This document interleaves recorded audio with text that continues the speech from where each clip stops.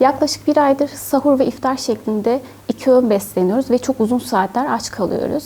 Özetle hiçbirimizin beslenme düzeni bir ay öncekiyle aynı değil. Ramazan'ın bitmesiyle beraber elbette hepimiz normal beslenme düzenimize döneceğiz. Ancak bu beslenme sürecinde geçişte, normale dönüşte bayram sürecinin oldukça kritik olduğunu düşünüyoruz.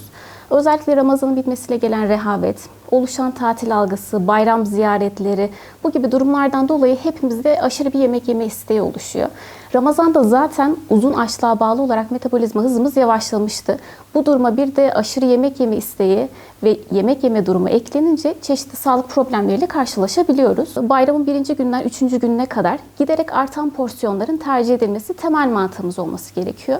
Kültürel alışkanlıklar da var bunda tabii ki.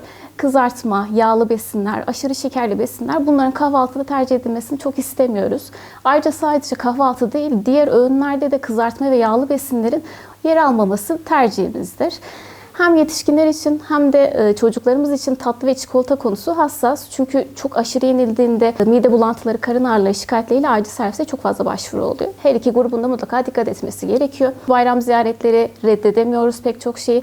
Bu gibi durumlarda eğer imkan dahilindeyse şerbetli tatlılar değil de bunun yerine sütlü tatlıların tercih edilmesini istiyoruz.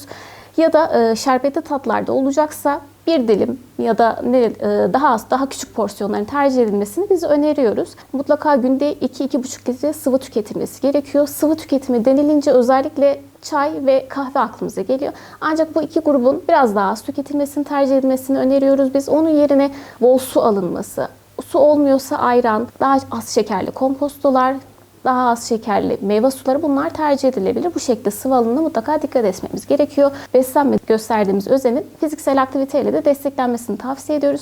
Tüm bu tavsiyelere uyulması durumunda bayramımızın çok daha güzel ve sağlıklı geçeceğini düşünüyoruz.